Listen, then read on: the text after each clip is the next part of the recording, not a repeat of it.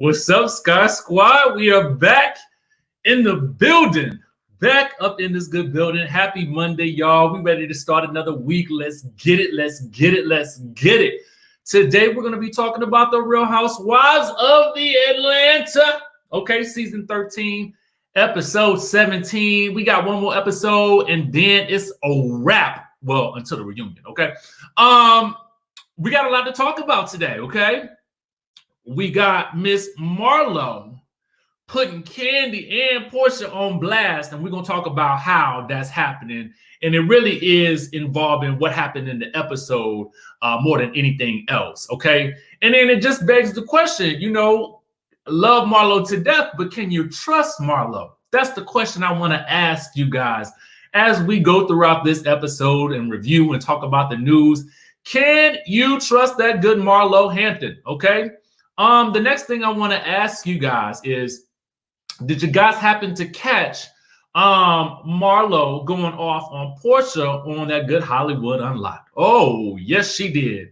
And then we got the reason why SHAMEA actually went so ham against Marlo in this episode. We're going to talk about that before we dive in, so we have a context for which to talk about the things that did occur in the episode.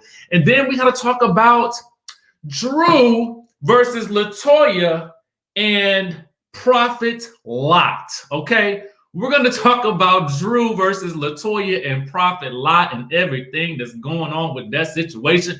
So we got a lot to cover. Before we get into it, let's go into who we got in the chatterization and where you're watching from. Let me know where you guys are watching from. Drop that location in the good chatterization. I see we got South Africa here. I will be in that good South Africa at the end of the year. I'm so excited about that. Who else we got in the chatterization? We got Dubai up in here. We got Arizona up in the house. Who else? Bmore, Maryland, UK, Snellville, Georgia, Jersey, New York, STL, Chicago. STL stands for St. Louis. We got Florida, South Carolina, Jersey up in the building. Jersey. Lexington, Kentucky. Hey, thank you so much. Ohio, Brooklyn, Chicago, Texas, UK, a lot of UK up in here. Miami, ATL, Philly. I see y'all. I see everybody. Thank you so much. We got a super chat that came through. Hold on. We got a super chat that came through. We got to acknowledge that real quick. Did I miss it? Let me try to get it up on the screen. I can't go back to it, but we got a super chat from Starlight Love. Thank you for that super chat. If I can scroll down to it again, I'll try to put it up on the screen. Who else we got up in here? And we had another super chat. Oh, I am Ann Lee. Glad I woke up in time and caught you live. Love you. Thank you. We love you too. So let's get into the news, y'all. Let's go ahead and dive right on in. Okay. Now, first things first, we got to talk about Marlo dragging the ever-loving daylights out of Porsha Williams on that good Hollywood Unlocked. I know you happen to see it, and if you did not, put it in the chat or in the description down below. But for those of you guys who may have missed it, let me give you a couple of highlights. Marlo basically indicated that she could smell some nasty smells coming from out that room that was allegedly the room that somebody had done the thing with the bolo. Okay, so she is saying that it smelled like all kinds of, you know, nasty, you know, the booty juice and all kinds of things like that. Then she also said the Porsha need to stop talking about her and worry about where her original face is. She talked about how, you know, how Porsha got everything done except her stomach. And she should have learned from Marlo to get that lipo, okay? And she done everything to her face except fix that stomach, okay? I was like, ooh, Marlo, oh God, it's getting, it went, whoo, it went, So I was like, oh no, I don't know. Listen to me. She talked about that girl so bad, you would think that they had never been friends, okay? Because to me, I was like, in order for me to go that low on somebody, which I really don't think I've ever done, I would have to have never liked you, okay? So to me, it was just like, ooh, I mean, it was a burn, okay? And this was all because people were DMing Marlo and telling her that Porsha said that she was clout chasing, especially after Nene leaks as well. So then, I don't know if you guys happen to catch it online, but a lot of people were tweeting me about this as well. Well, DMing me, I should say. So we have Real Housewives of Atlanta times Real Housewives of Potomac account on Instagram. You guys make sure to follow them on Instagram. So there was a sneak peek of last night's episode in which Porsha and SHAMEA were confronting Marlo on lying about getting lipo. So SHAMEA commented and said, I don't give an F about this B and her lipo. I only called at Marlo Hampton out, and I like it when you're bold enough to tag a person. You know what I'm saying? When you're bold enough to put the tag on the thing, okay? When you're bold enough to put that tag on there, I mean, that's when you really saying it with your chest. You know what I mean? So she says, I only called out Marlo Hampton out because she came from me in NOLA, which was edited out, and said that she was gonna bang my hubby. Everyone witnessed it. Otherwise, I could give a rat's booty about a lisp queen. Okay. Now, first off, let me, Catherine Forehand, thank you so much for the super chat. I appreciate you. I appreciate the love. Thank you so much. Listen, A1, she tagged her. A2, I feel like she gave us some tips and some idea that there was more to the to Marlo going off on the ladies in New Orleans than what we saw on the camera, which we should have seen, especially if they were going to show SHAMEA going so hard at Marlo in this episode. We needed the context for it. And even in this episode, you see Marlo say to SHAMEA, I am so sorry for she said something about how we was fighting and fussing and fighting and this, that, and the third. Oh, you know, when they was in New Orleans. So we got a little bit of Marlo acknowledging that, but we didn't get to see it. So now we know why SHAMEA was going so hard in the episode. And this part about Marlo saying that she was gonna bang SHAMEA's hubby is like, that's interesting. Real interesting. So I wanted to bring you guys that bit of information to give us some context for some things that we're about to discuss, you know, in this coming episode, because I felt like that's important to know. Now, the other main part of the headline that we're going to get to is about Marlo putting that good Kandi and that good Porsha on blast. But in order to do that, in order to really get into that topic of conversation, we really need to get into the episode. So the first thing I want to do is, before we stage dive into that, I want to know what you guys would rate this episode on a scale of 1 to 10. Okay, and give it to me straight.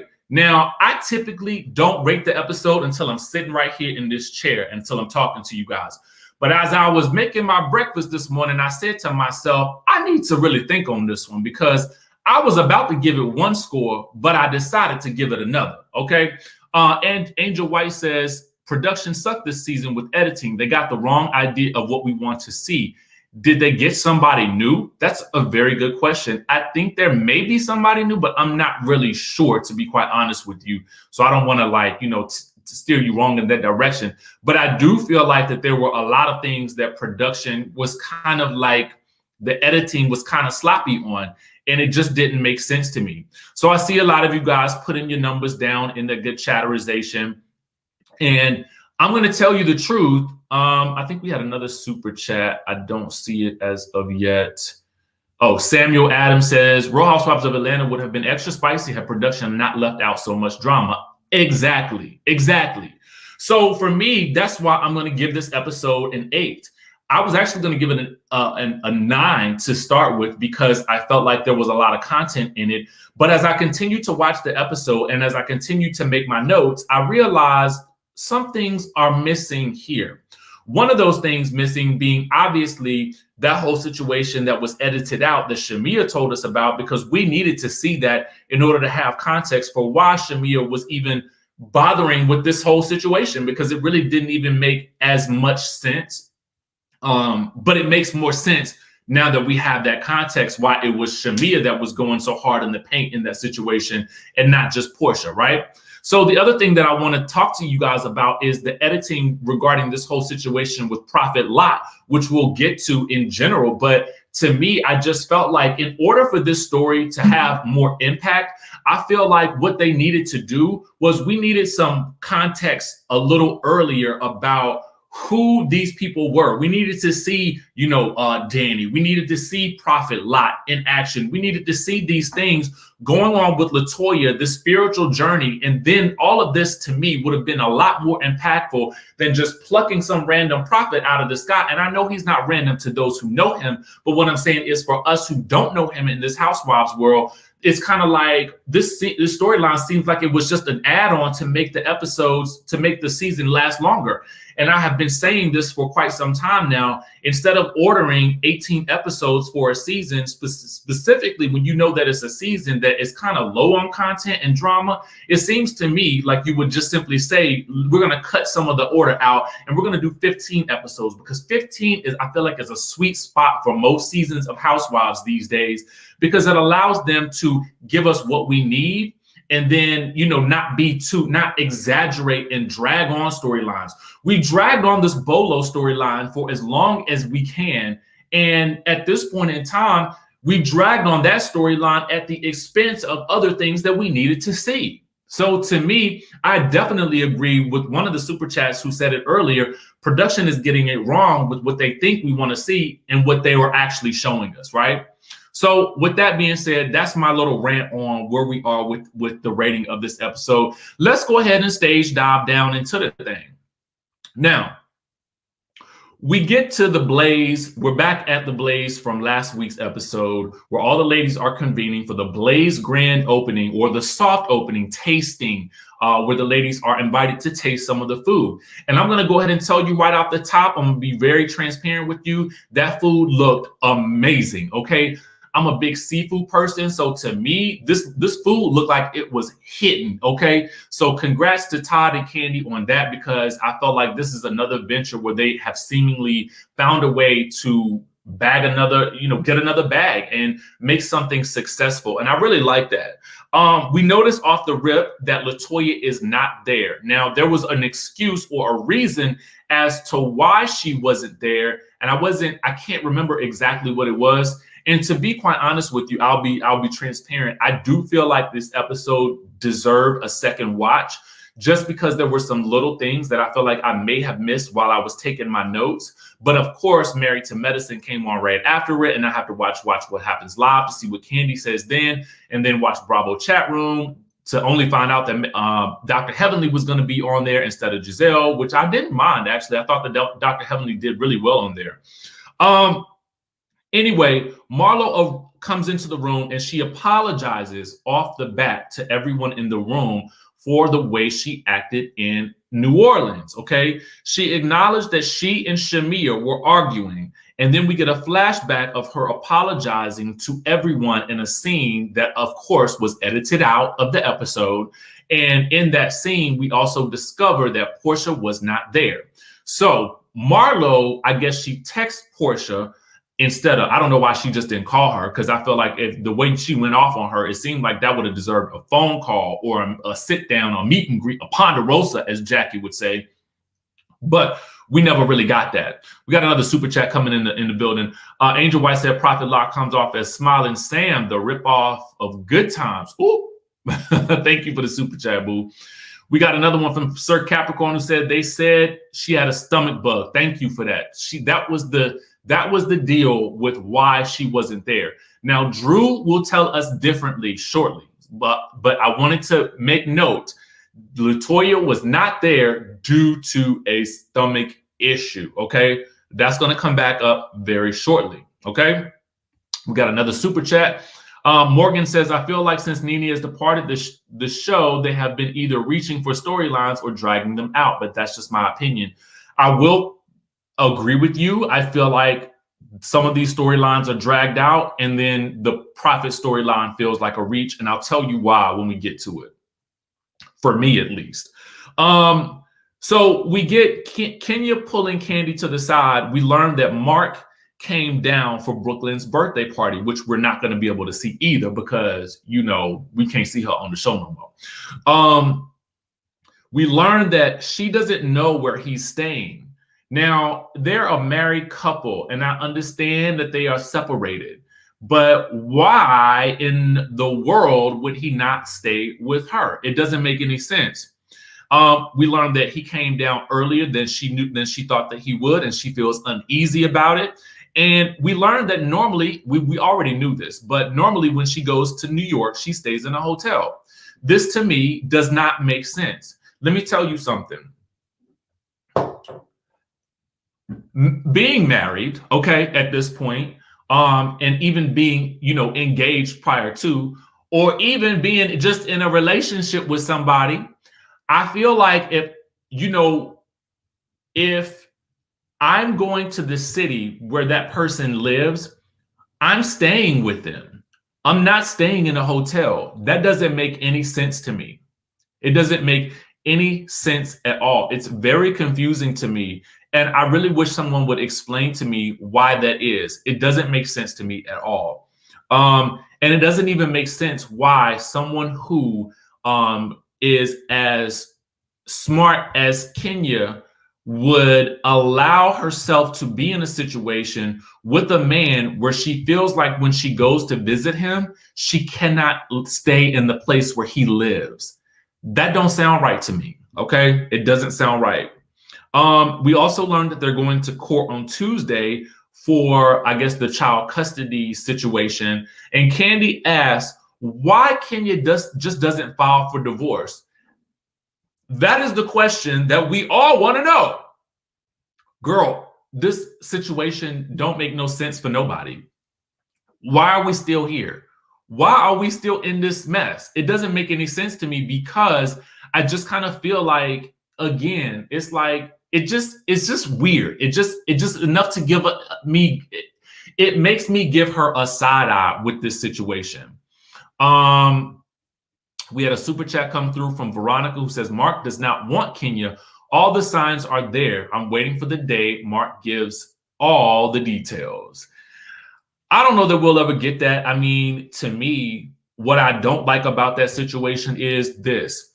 This man knows that Kenya's job and her financial career, well, not her financial career, but her career, which means her finances, are somewhat tied to this show. Now, I understand that she has a hair care brand, and that hair care brand probably does very well and could offer her a life of luxury as well. But I'm sure this show is probably one of the main money makers in that situation. Now, with that being said, it's surprising to me that he would want to do something to diminish her ability to work as best she can on the show. I.e., to me, I get that that is his daughter, but I also feel like her ability to show her family life on the show hinders her ability to have a flourishing storyline that really involves more of her home life, because we don't really get a lot of that. So to me, it's almost like he's trying to stop her bag to a certain degree because he doesn't like the idea of his child being on a reality television show. The child is not the subject of the show. The child is a part of her reality. You know what I'm saying? So I just don't like that he does that. I mean, if he's responsible for that at all. I'm just basically speculating right now, but it seems like that's the only logical answer. We had another super chat come in. Let me address that really quickly. From Catherine Forehand, who says, because he lives with someone. Ooh, now that is an interesting suggestion there. We'll have to more on that as time goes on, because again, it doesn't make sense to me. Now, Kenya reasons that they haven't filed for divorce because she feels like they haven't tried everything to make the marriage work. Okay. Kenya is also feeling anxious and ready to go, so she bounces. Now, my issue with this is, and actually I'm gonna talk about Kenya and Mark a little bit later because that comes back up.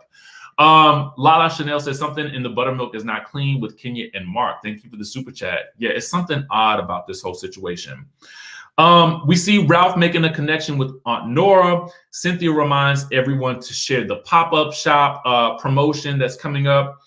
Marlo admits that she made, quite she made a fool of herself a little bit at dinner. So then the lipo situation comes up. The question is, did the nephew jump on her back before or after the lipo? Now, SHAMEA then spills the tea that someone told her that she got the lipo right before the trip. Now, we know why SHAMEA was exposing her and why she was going so hard in the situation about it, right? So then Marlo, interestingly enough, brings Aunt Nora into the conversation the same way that she did with Big Frida, asking why, why Marlo was being attacked, basically. And so Porsha admits that she's not friends with everybody at the table, and Marlo is still trying to high five her. And I was just like, Marlo, stop. Just stop, girl. You know that this girl, I mean, you can see it. You can read it in the tea leaves right now that Porsha is not fooling with you. And I feel like you just trying to make her interact with you in some way, shape, or form. Just leave it alone, girl. Just leave it alone. Because what it does is, it's just kind of cringy to watch someone try to high five somebody else, knowing that everybody at the table can read the room and see she not feeling you right now. She not messing with you. And quiet as kept, you not really messing with her either. Mary, thank you for the super chat, who says NYC apartments are tiny. He is probably a bachelor pad not suitable for Kenya or the daughter. That's my guess.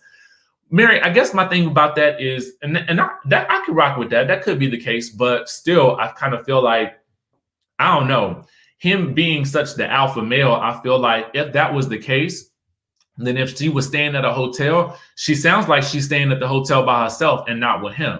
If I'm like that, if I'm in that situation, guess what? We getting a penthouse on a rooftop together. We staying together. I'm not letting my partner, my spouse, come to town and they not stay with me. That don't sound right to me. That sounds crazy. But everybody think different. So I gotta acknowledge that too. So thank you, Mary. So then Porsha wants Marlo to just leave her alone. Okay. Porsha's just like, girl, just leave me alone. Leave me alone, girl. Leave me alone. Okay. But Marlo lets Porsha know that she's still keeping her secrets despite how Porsha is treating her. And then we get an interesting flashback of Marlo asking Kandi something on the bus. Now, here's where things get interesting, because all the while Marlo has been saying that she did not know what happened in the room with Bolo. But obviously, as evidenced by the things that have been happening in social media right now, she has already known. So why would you need to ask Porsha on camera if she did anything with Bolo in the room if you felt like you already know the truth? Right there, that tells me you just wanted Porsha to say on camera whether she did or did not do it to either expose her as being a liar, or I just don't really feel like Marlo had good intentions in this situation to me. It just don't feel like that. Because then you get this scene right here, and watch how the scene plays out. Marlo says, you know how right now I could go below the belt. And then she says, I know Kandi heard you. And then we go back to a flashback that the producers give us, and Kandi is saying, oh, I know who it was. Now, this is the moment where Marlo is putting Kandi and Porsha on blast. Let me explain to you what I mean. Let me pull up something real quick because I want to emphasize a point. In the next breath, we get Marlo basically telling everybody, and shout out to our friends at the Neighborhood Talk. I like this headline because I felt like it emphasized what I was trying to say. Marlo basically tells us that Kandi told her that Porsha did mess around and sleep with that Bolo. She says it. She says it in her confessional. So there was, so now when I go back and I hear her asking Porsha about it, and then her acting like she felt like, oh, well, if Porsha says she didn't do it, she didn't do it. But you're in the confessional telling everybody that Porsha did it. The other thing in this situation is we also, as much as, and I love Kandi, y'all know I do. I love Kandi. I love her hustle. But I feel like Kandi is talking out of both sides of her mouth a little bit, because in one breath, sometimes she's saying, oh, what happens in the dungeon stays in the dungeon. But in the next breath, she's talking about it with Don Juan. In the next breath, we see a clip of her telling Marlo specifically she knows who did it. And then we get this confessional with Marlo basically telling us that Kandi told her that it was Porsha in the room with Bolo. Not to mention, and we don't even know if somebody said, and another thing I want to point out to y'all, that scene, let me see if I still got it up here. It was the scene from the mid-season trailer. This scene right here. Go back to it from the mid-season trailer. This has been completely edited out of the story, where we hear Kenya say, and Kenya confirmed that she said this in Kandi Speak on It. Kenya says, I think, or at least this is what it looks like, okay, allegedly, all right? Kenya says, I think in a situation like that, you shouldn't lie to your partner. And then we hear Kandi saying, allegedly, if she didn't want him to leave, she better lie. So obviously in that situation, as Kenya tells us, they were also talking about Tanya. So now, if we think about it, if Kandi allegedly told Marlo, as Marlo is telling us, that it was Porsha in the room, did she also tell Marlo that Tanya was in the room too? That's what I want to know. Patricia Allen, thank you for the super chat. It says Marlo needs to mind her business and get her own storyline. Ken, quit reading fake text messages. I love how she doesn't let Ken take her energy. Okay, thank you for the super chat. We had another one. I think I might have missed it. Marcella, thank you for the super chat. Porsha is single. Why is everyone in Porsha's panties? Marlo and Porsha were real friends. Marlo betrayed the confidence. See, and to me, I feel like, you know, that's what I'm talking about right here. It's like, you know, I think if here's the thing. Do I think that it was the smartest move if she did sleep with him? No, I don't. Okay, because you're in a house with a bunch of people who do a lot of talking. So no, I don't think it was the smartest thing to do. Does she have a right to do it? Absolutely. Do whatever you want. I will not tell somebody what to do with their body, and that's their business. Whatever you do in the privacy of your bedroom or a bedroom that you are renting or being in or whatever you choose to do, that's your business. Why everybody all up in it? I don't know. And I'm no longer interested. I just feel like it's the storyline that has dragged on for ages. Why is it still here? Glenda says, who cares if Porsha did or didn't? Kandi didn't give any names or confirm who did what with whom, at least from what we saw. But Marlo is telling us differently, okay? Thank you for the super chat, boo. Lala says, Marlo throws dirt on everyone she falls out with. She's a flip-flopper. Kandi plays both sides, too. I think that's my thing too. It's like, it's one of those things to me, again, we talk about, and I think we've talked about it on the show before.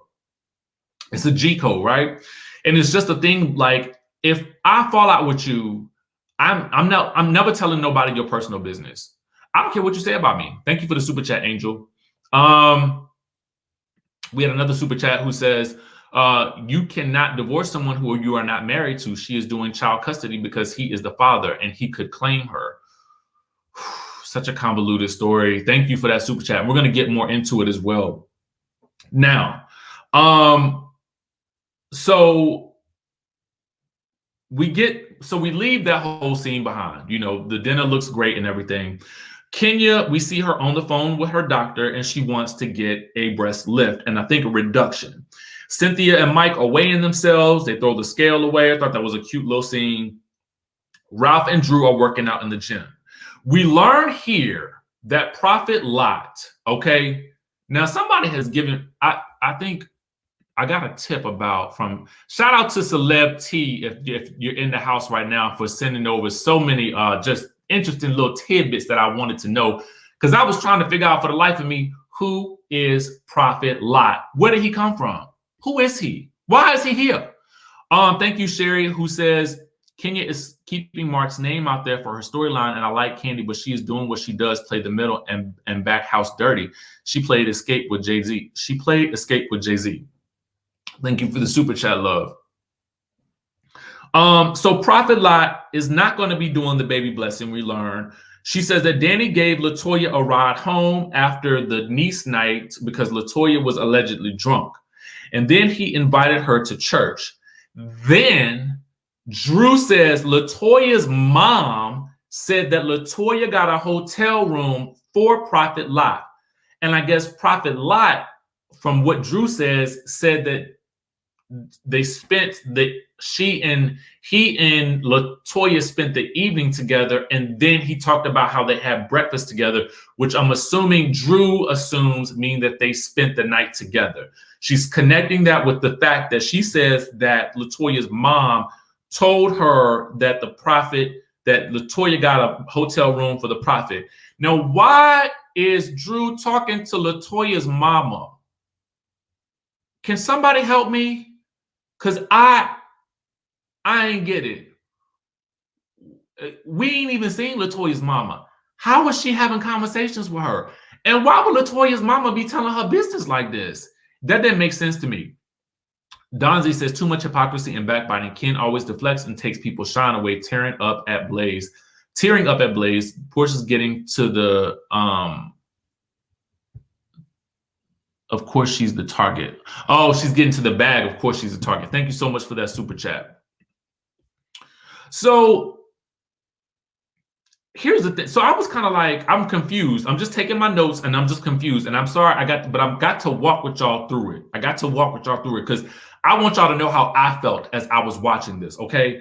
I was enraged and then I was confused. Okay.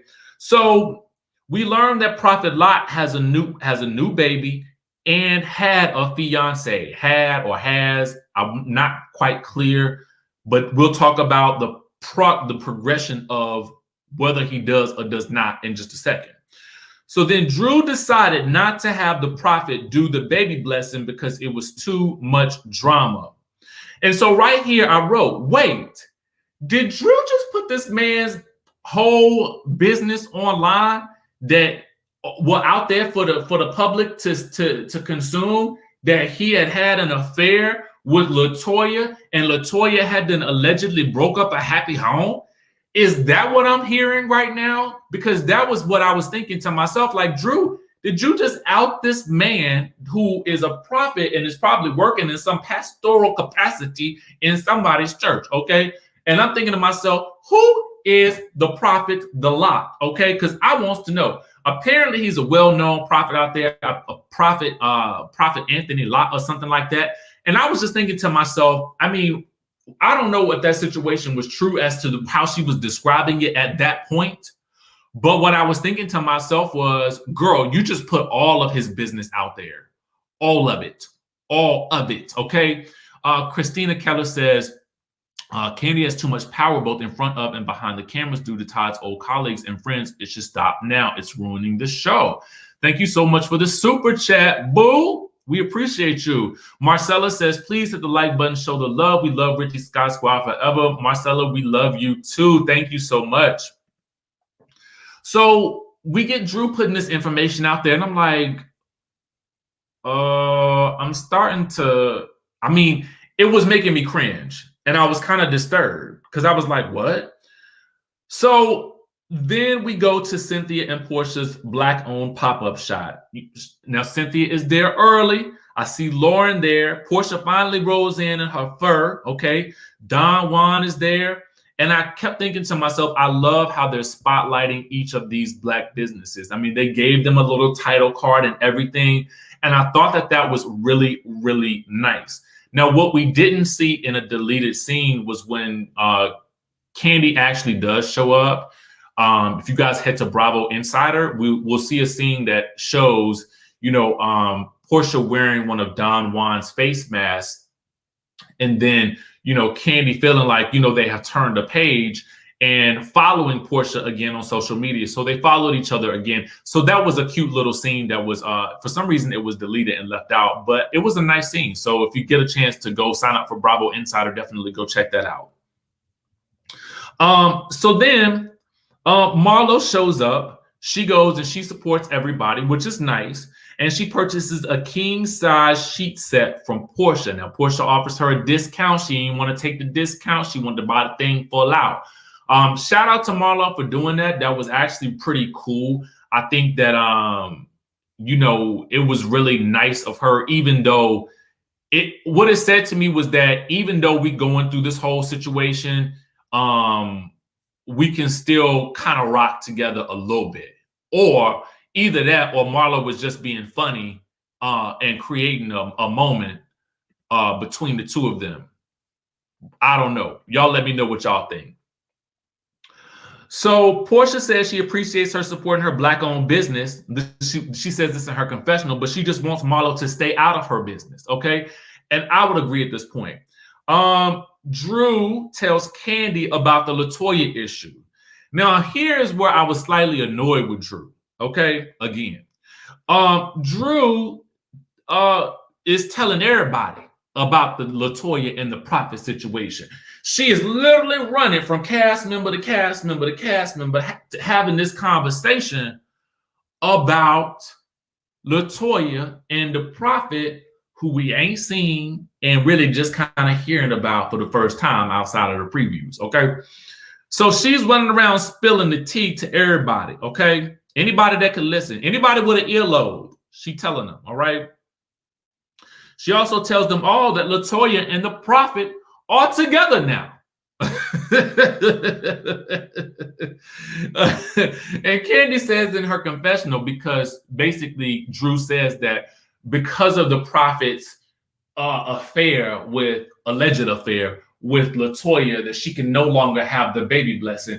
And Kandi so smartly surmises that, well, now LATOYA is blocking Drew's blessings. And I was like, that was probably the best line of the night, okay? One of the best lines of the night. See, this was one of the reasons why I wanted to rate the episode higher, because we had a couple of these like really good gold mine moments, but it was overshadowed by things that I felt like we're reaching here. Okay. So we'll continue. Now, apparently the Prophet, according to Drew, told Drew that LATOYA didn't come to the Blaze grand opening because Drew found out about LATOYA and the Prophet, and she was embarrassed, and so she could not show her face. Okay, Marcella, thank you for the super chat. Says allegedly LATOYA's mother attends the same church as Drew's mom.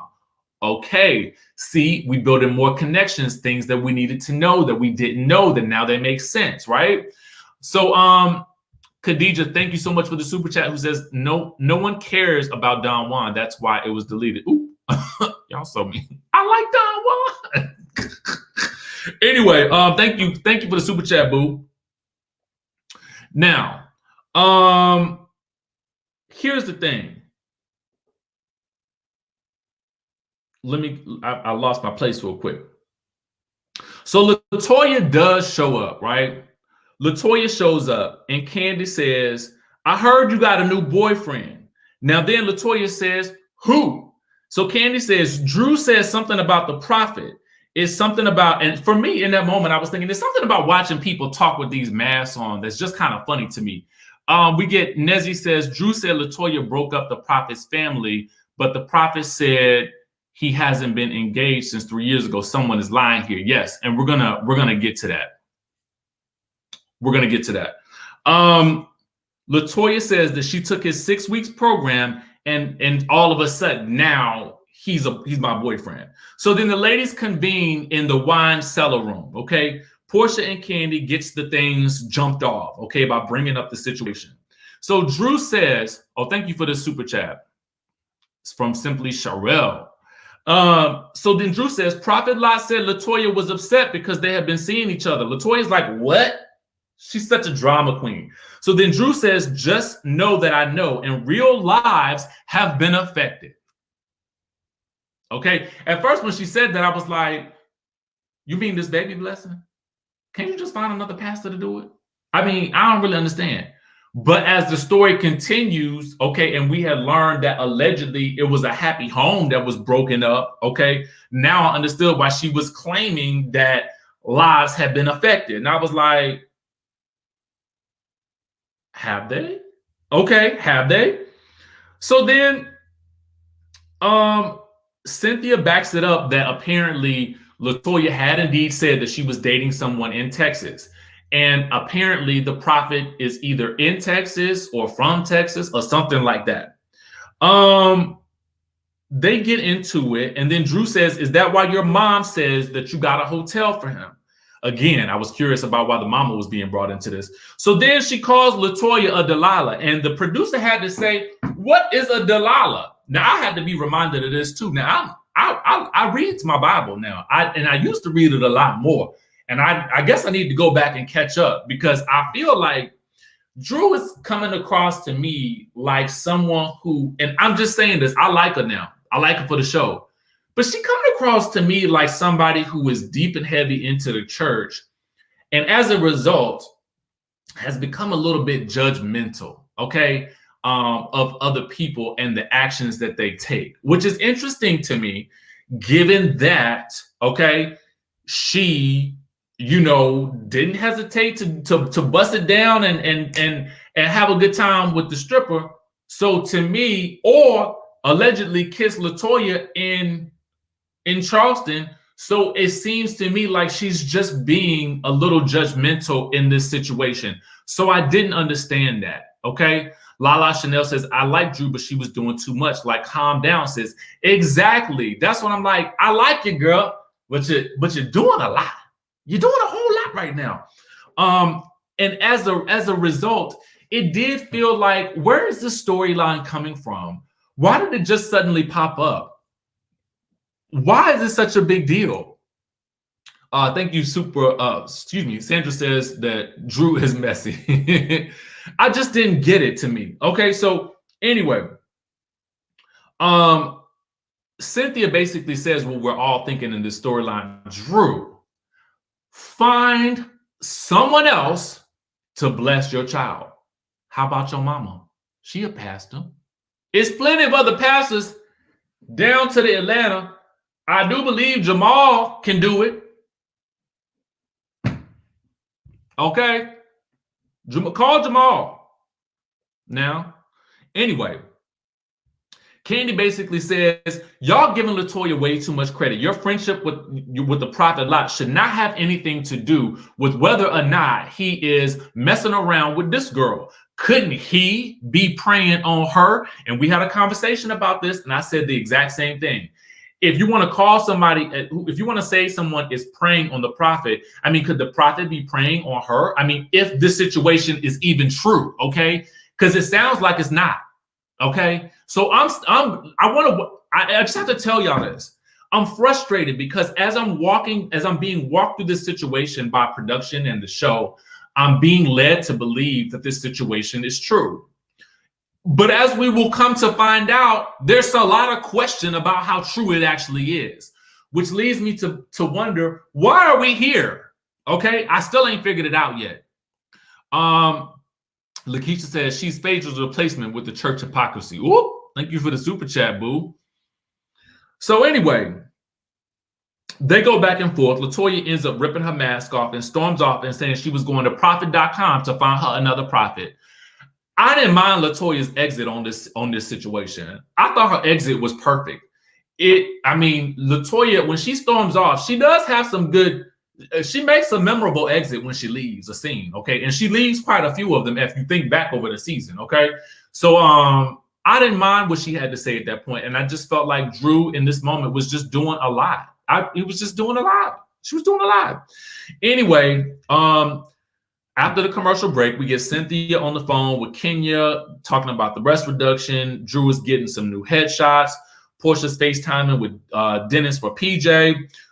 We then get to Kenya Moore's More Manor. Okay. Thank you for the super chat. Glenda says LaToya and Porsha kissed and it was shown. I think if Drew and LaToya kissed, it would have been shown based on the dynamics. What do you think? All I know is that the people have been saying, and I think more than one person from the show has been saying that they did kiss. So I don't know. It's crazy to me. I'm assuming it'll come up at the reunion too. We got another super chat from Aisha who says, Drew needs to put that same energy into where her husband disappears to for days. Okay? Because that's about to come up in a minute too. All right? Thank you for the super chat, boo. We got another one coming in and says, from Danielle, who says, Drew is showing us all that she will throw anybody under the bus. LATOYA, Ralph, the good prophet, the old daddy, and everybody.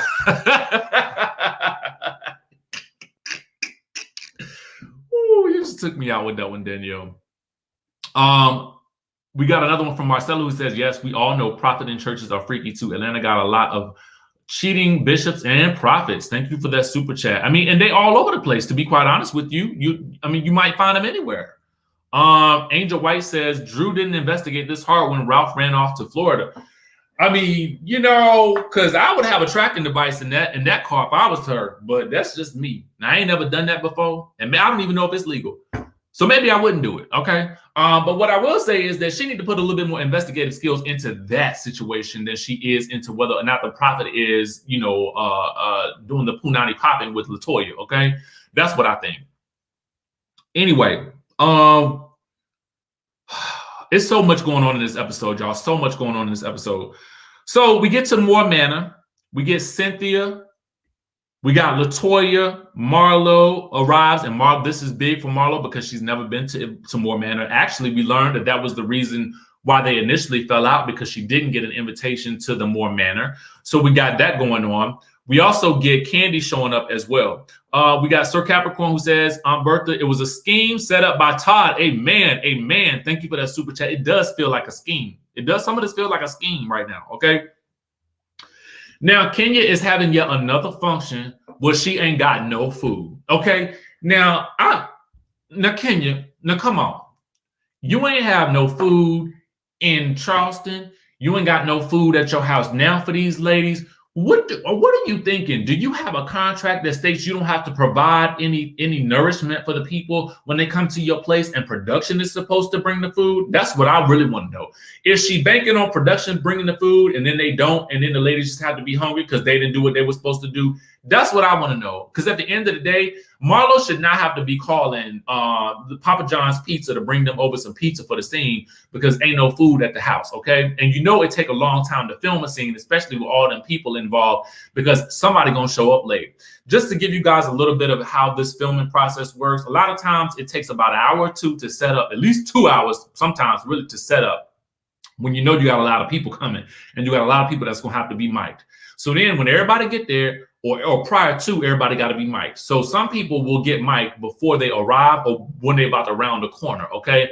Or some people will get mic'd at their house, and then a producer or somebody will ride with them if they want to catch footage in the car. Regardless, this whole process can take a long time for a group scene to set up, which is why a lot of times you will find cast members will be annoyed when somebody else shows up an hour or two late. But the hour or two late, sometimes it's necessary because production has to set things up. So it's not always the cast members' fault, okay? Sometimes it's a little bit of production and circumstance, right? So that is why I say I understand why sometimes when they get to these scenes, they be hungry because they've been waiting for a long time to set up for the scene, okay? Just to give you guys a little bit of background about how some of that works. Angela says, Richie, these ladies in this show have gotten so lame. Got me hoping this is the last season. These plot lines have gone downhill fast. And it doesn't have to be that way. This whole plot line with the prophet to me is quite peculiar, and I don't understand it that well. But I guess maybe we'll find out more about it next week. But right now, it just feels like a lot, okay? It feels like a lot. Thank you for the super chat, though, boo. All right, so we'll continue. Marlo basically shades her and says that she needs to get an EBT card so that she can start having food for the events. And I like, in this moment, I'm reminded that I like Marlo to the degree that I almost feel like I want her to be a cast member, because she'll shade anybody, okay? Nobody's safe. Nobody is safe from Marlo's wrath. And in this instance, I liked it. I liked it a lot. We got Sherry with the super chat who says, is Kenya the real broke bee? No food or cocktails? Can't really? Thank you for that super chat, boo. We got another one from Larry who says, now Bravo really got to think for next season. This season was rushed with half-baked content. How about SHAMEA, Nene, Porsha, Sheree, KANDI, Mariah for 14? Thank you for that super chat. We got another one coming in from Omar who says, Drew can get Phaedra Mama past to Regina Bell. Y'all so crazy. Y'all so crazy. I told y'all it's a lot of passes down there. Anyway, we learned that Cynthia has never been motorboated. Cynthia is just, Mike, I'm gonna need you to start teaching Cynthia the slang and the terms that are related to these intimate moments. Okay. Better yet, Kandi, give her a candy coded bedroom candy class or something like that. Why don't you head on over to Mark and Mike and Cynthia's and give them a lesson or an encyclopedia or a dictionary for intimate terms, okay? Because Cynthia don't ever know what these terms mean. So much so that LATOYA, of course, has to show her what motorboating actually is, okay? LATOYA jumped at that opportunity like it was the pizza that arrived after nobody had ate, okay? Anyway, they talk about Brooklyn's birthday and if anything happened with Kenya and Mark, the if, okay? We learned that he has sent her a text earlier. And the text said, I was thinking of coming to Atlanta next week to do the counseling in person. And then we see the blurred out text messages. Now, I was thinking at the first, I was like, well, of course they're going to blur out his text messages because he will not appear on this show. And I think he told us that last season. So obviously they're not going to be able to show us those text messages, right? But it seemed like it was a whole lot of text messages on the one side. And maybe I was reading too far into it. Okay, so let me back on out of it. Now, the reason I'm backing on out of it is because it's really null and void what he was saying in the text messages, because we find out from the preview from next week that he didn't block her. Okay, she asked in the next week's trailer, how do you block the mother of your child? I'm confused. I'm so confused. This does not make sense to me. I don't get it. I don't understand. Am I being played for a fool with this storyline, or is it something that I'm missing? And I know that people will say, oh, you just don't like Kenya. That's not true. I just don't get this story. So I would wonder if someone who really follows her closely, can you explain it to me so that I can get it? You know what I'm saying? Because right now it don't make sense. How he is saying in one breath, I was thinking of coming to Atlanta next week to do the counseling in person. And then the very next time you try to reach out to him, he didn't block you. It don't make sense to me. Okay, it don't make sense to me. I mean, maybe he could be gaslighting her. I mean, that could be it. So I don't know. I mean, it could be that. I don't know. It just don't make sense. Anyway. Anyway, they talk about they tell Kenya about what happened at the pop-up shop and the profit accusations. So Kenya says, what does Drew's not wanting to use the profit have to do with LATOYA? And she basically says that Drew needs to come off of her high horse because she's seen her do a lot of things as well that could be deemed as unsavory. Now that goes back to what I was saying about Drew kind of being on that little high horse and saying, you know, and judging LATOYA for possibly popping it with the profit, okay, when she herself was bent over the coffee table, popping it with the bolo, okay? Not in a, I think it was just a little humperization though, through the clothes. Lakeisha says, Kenya is pissing on our backs and telling us it's raining. That's what it feels like. That's what it feels like. Thank you for the super chat. Anyway, so LATOYA goes off and she says that Drew needs to worry about her husband disappearing in the Tampa and also worry about getting on a treadmill. I said, well, Lord, these ladies are coming after Drew and her weight. Ooh, they're coming after her and her weight so bad. I think Kenya last week had said something about her potentially getting a tummy tuck in a tweet or something like that. Anyway, but I guess maybe Drew is going so hard at them because she's found out the things that they were saying about her and her wigs earlier in the season. So maybe this is why Drew is going so hard right now. I don't know. Anyway, Marlo is so disgusted by this conversation that she needs hand sanitizer to wash her hands of this situation. LATOYA then grabs the phone and announces that she's calling the prophet and she decides to FaceTime him. Now, the questions that were asked were you supposed to be doing the christening? He said that he never heard back from Drew after there was some concern about him advising LATOYA spiritually. So then Kandi grabs the phone and she says, they accuse you and LATOYA of having a relationship. Now, here's where I didn't understand it all, but he basically goes into this explanation about the assistant Danny being allegedly messy.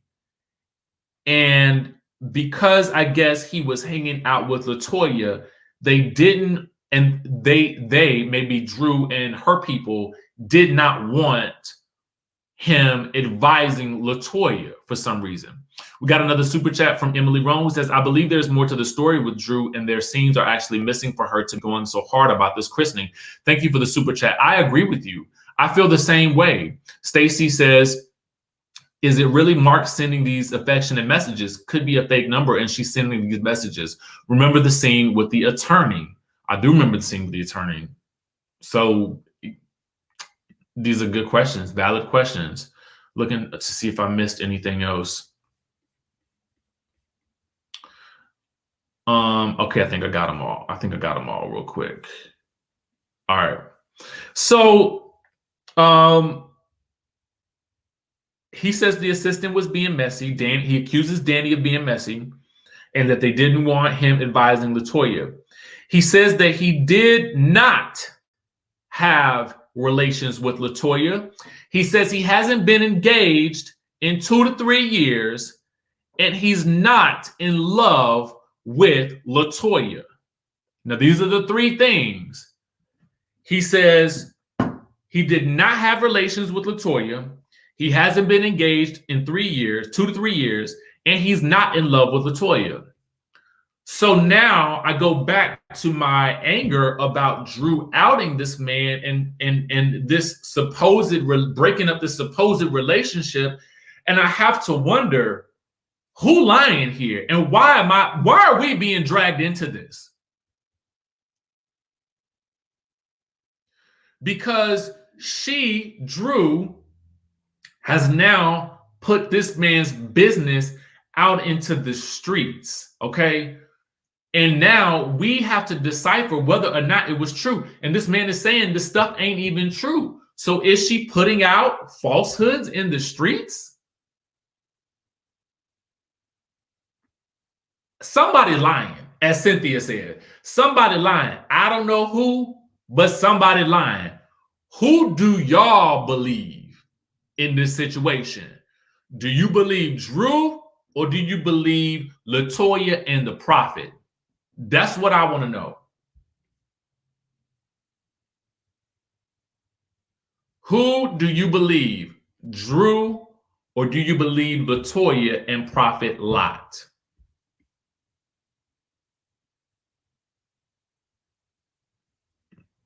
And that's another question. Why should we care? Why should we care?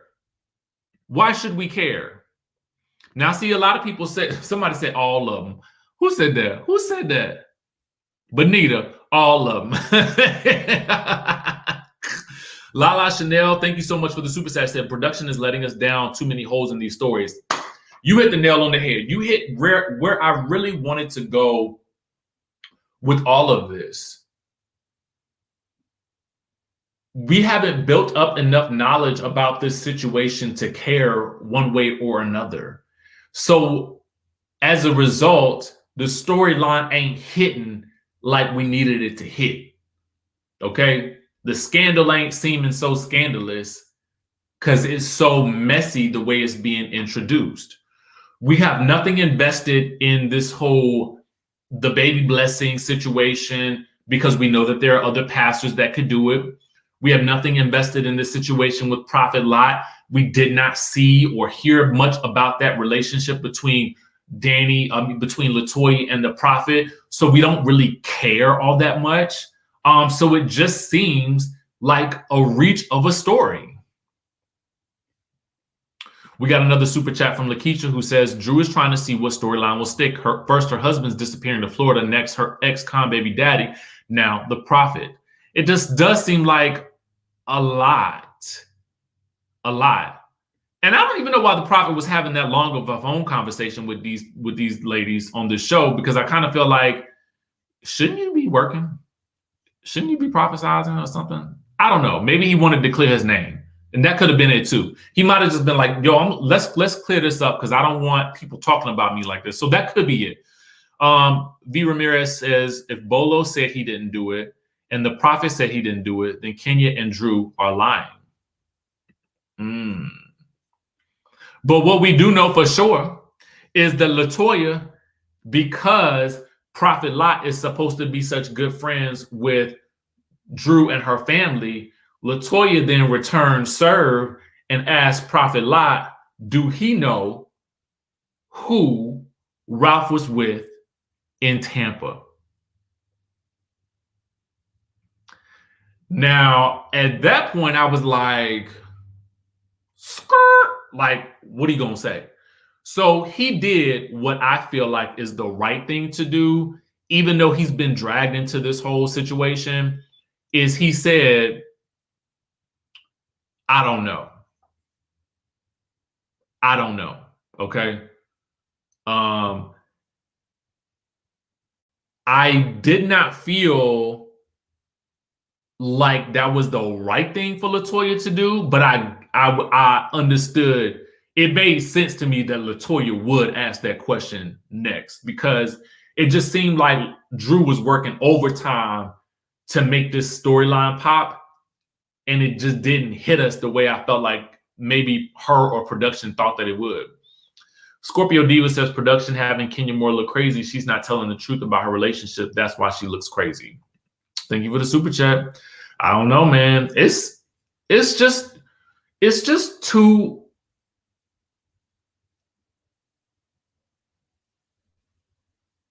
I don't know, man. This episode left me really frustrated, and it left me frustrated with the fact that next week is the season finale, because you've introduced this whole major plot line. You haven't given us enough time to care about it. It's not hitting the way it's supposed to hit. So the impact is kind of scattershot. And now we're heading into a season finale where this is the major plot point. And how much about it do we really care? You know, and it's just going to provide the fodder for another LATOYA and Drew altercation.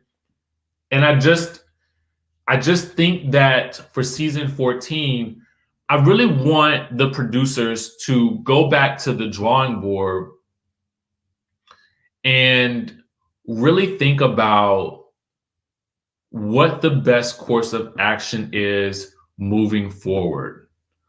I want them to really ask the tough questions about who really needs to be here, who is bringing something to the table that's real and authentic, and how can we save this show? It's not that the show, I'm not coming down hard on it like it's the worst show on television. I still love this show. I still love the characters on this show. I still love the way there are things that I still love about production on the show, and I love the network. But I need for them to revamp this show in such a way that we care about what's happening, that things are transparent, that stories make sense, and that they focus more on story and not storyline. And let me tell you what I mean by that. Thank you for the super chat. Sherry says, too much happening off camera. Is it reality TV or not? Exactly. You know, when you have someone who has a great personal story, like a Fallon, who I feel like has a great story, I feel like then you will start to get fresh content again.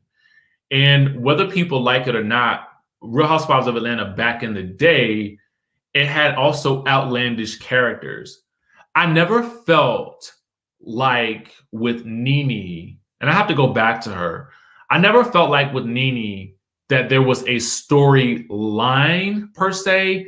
I felt like there was, this is what's happening, and she reacts to things. And we may or may not like how she reacts to things, but I did feel like what she was giving us was a bit more real, especially back in the days. So I kind of want more of that moving forward. You can have outlandish characters and stuff like that, but they can't be outlandish for the sake of being outlandish. You know what I mean? And let's stop reaching for stories that don't make sense. And if you are knowing full well that you're going to weave in this pastor storyline in episodes, what, 15, 16, well, 16, 17, and 18, then you need to set it up in episodes 9 and 10 and 11, right?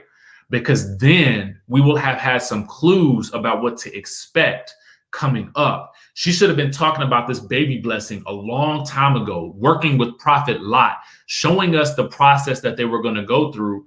And then we would be invested in the devastation that she has for not being able to use him as her prophet. For also, we would be able to see or guess, did they or did they not have a relationship? We could have seen LATOYA working with Pastor Lot on her spiritual journey, since it was referenced in New Orleans as the reason why she wasn't drinking. This is the way you weave a story together so that we as the audience care about what's happening to the characters on the screen, so that now at the end of the season, when this has become a major plot point, we are all on the train together, and now we invested in it. And now we can really get into, okay, is this right or wrong? Did they or did they not? But right now, it's not even enough for us to care about. And the season about to end. So it's like, what are we doing? What are we doing?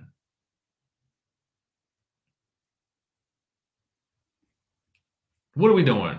You know? Is Carlos coming? Okay. Is Carlos King coming? Storyline.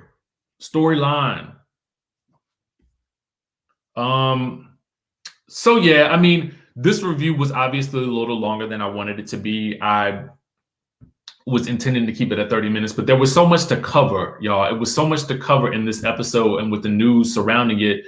And I just felt like we needed to talk about everything in order to really get to the bottom of where we are in the season and what we're looking at and how do we make it better going forward? Because something's got to change a little bit with this formula, and they got to fix it pretty fast, because they'll probably go into production quite soon after the reunion is over, and they're going to need to jazz it up quite a bit. But that's my thoughts on this episode of The Real Housewives of Atlanta. I'm thinking I may do Married to Medicine in about an hour or so. I just need to take a break and grab some lunch real quick. But I appreciate, you know what I think, the thing that I appreciate the most about this season is the dialogue that we have been able to have on this channel and any of the other panels that I've been on, because I feel like you guys and we all together are what's making this interesting. And what's happening on social media, that's what's making it interesting. So, you know, I don't know, man, but that's it. That's Real Housewives of Atlanta, season 13, episode 17. Next week is episode 18. And then we should be getting a reunion trailer this coming week. Sherry, thank you so much. Rich, who says, Richie, Kenya, Kandi, and Drew are actresses playing roles, and Todd is producing. We need a new cast next season. Whoo. Thank you for that super chat. I appreciate y'all, and I will catch y'all in the next video.